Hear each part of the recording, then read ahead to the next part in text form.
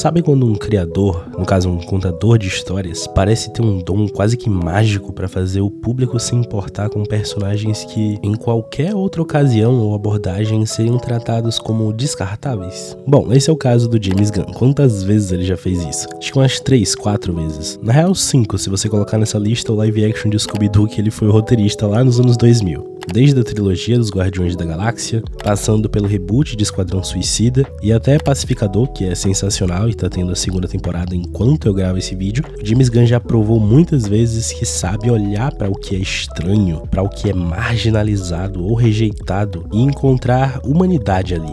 E com o Comando das Criaturas, essa animação curtinha e de poucos episódios, mas que faz parte canonicamente do novo universo da DC que ele está comandando, ele consegue repetir isso mais uma vez, mas de alguma forma ainda consegue fazer ser especial da sua própria maneira. Não é só uma animação divertida com personagens estranhos mas esquecíveis. Aqui, quem assiste encontra uma obra sobre empatia, sobre enxergar além das aparências e sobre como aqueles que todo mundo chama de monstros carregam dentro de si histórias próprias, histórias de dor, de desejo e pertencimento. E é sobre isso que eu quero conversar hoje, sobre o porquê de Comando das Criaturas ser tão bom e por que vale a pena dar uma chance para essa série pequena, mas que deixa marcas enormes. Essa é a sua nova força-tarefa, Flag. Vamos chamar de Força-Tarefa M. M de monstros.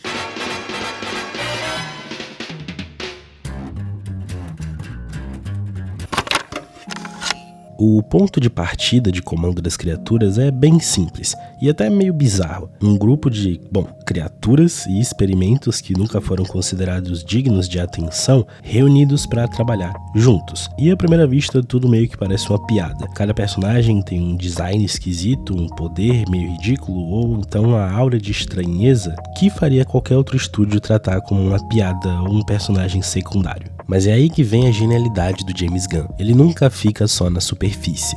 Ele não olha para esses personagens e pensa, eles são descartáveis. Pelo contrário, ele olha para eles e pergunta, o que essas pessoas carregam dentro de si? O que as torna vulneráveis, dignas de empatia, humanas, para dizer o mínimo? E é esse olhar que transforma tudo, porque de repente a gente não tá mais rindo deles, a gente tá rindo com eles. A gente acaba torcendo, nos importando e sentindo dor junto com cada ferida exposta. O James Gunn tem esse talento de inverter a lógica dos arquétipos. Aquilo que parecia ser apenas um monstruoso ganha uma camada de fragilidade que pega a gente de surpresa quando a gente vê. No fundo, o Comando das Criaturas é sobre rejeição, sobre como o mundo escolhe logo de cara quem é digno de amor, quem é digno de ser visto e quem vai ser jogado para as sombras. Só que ao invés de aceitar essa lógica, a série subverte isso e escolhe dizer, olha para eles.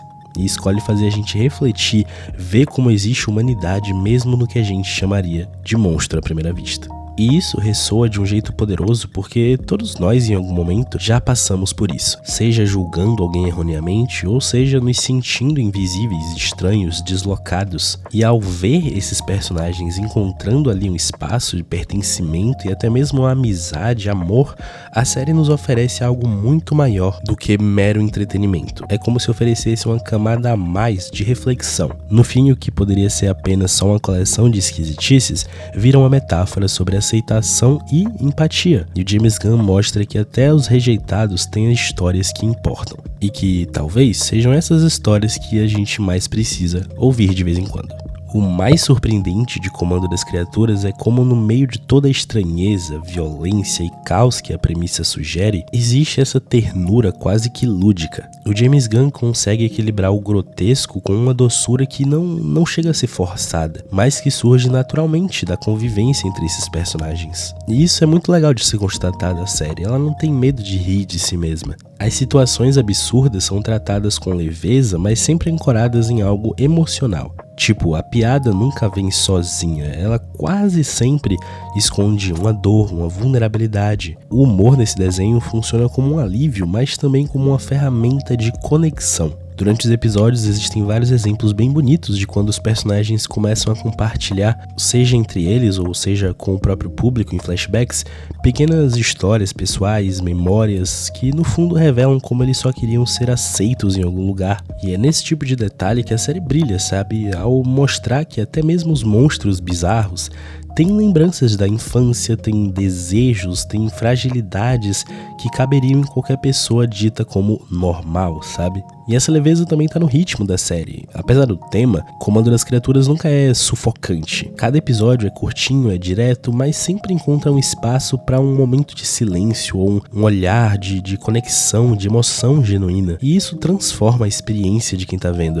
A gente, como espectador, a gente entra esperando ação e esquisitice o tempo todo, mas sai com o coração aquecido, sentindo que riu, que chorou junto com aqueles personagens, que viveu uma jornada. No fundo, o coração da série tá na ideia de que é possível encontrar beleza no improvável, que a ternura pode existir e ser escolhida até mesmo em meio ao caos, e que muitas vezes aquilo que parecia descartável e ridículo é justamente o que tem mais a nos ensinar sobre a humanidade e sobre nós mesmos. E se existe um fio condutor no trabalho do James Gunn, é a forma como ele sempre se volta para esses esquecidos, esses rejeitados, os que ninguém leva a sério à primeira vista. E Comando das Criaturas é talvez a destilação mais pura dessa visão nos últimos tempos. Aqui, cada personagem é construído a partir do que a sociedade, ou até mesmo o que o gênero de heróis descartaria. Figuras grotescas, esquisitas e, como eu disse, que em qualquer outra história seriam postas em posições como vilões de fundo ou a piadas rápidas, mas o James Gunn inverte esse jogo. Ele convida qualquer um que vá assistir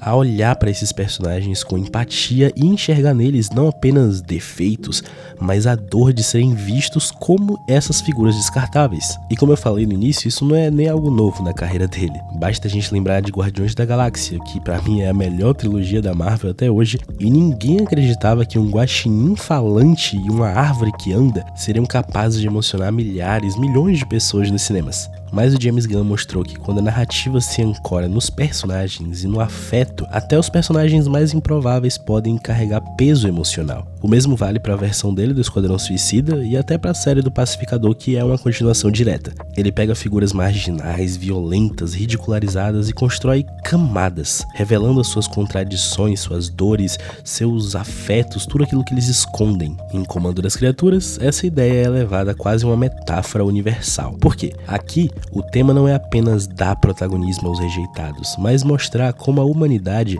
se manifesta justamente onde ninguém espera. É como se o James Gunn estivesse dizendo pra gente que nos cantos mais esquecidos é que a gente encontra as histórias de pertencimento mais sinceras. E esse tipo de olhar é bem especial e bastante relevante hoje em dia, nesse cenário em que muitas narrativas ainda reproduzem essas hierarquias de puro poder e beleza, o melhor, o mais bonito tá acima, sabe? E por outro lado, o James Gunn insiste em lembrar que não existe vida ou história sem valor, que todos, até mesmo aqueles que carregam cicatrizes, bizarrices, falhas, das mais evidentes, merecem ser vistos como protagonistas das suas próprias histórias. E talvez seja por isso que Comando das Criaturas funciona tão bem, porque no fundo todo mundo já se sentiu meio deslocado em algum momento. Todo mundo já carregou a sensação de ser estranho demais para o mundo, e quando uma série desse tipo abraça essa estranheza com tanto coração, ela acaba falando diretamente com qualquer pessoa. No fim das contas, essa animação não é só uma história sobre monstros. É uma história sobre a gente,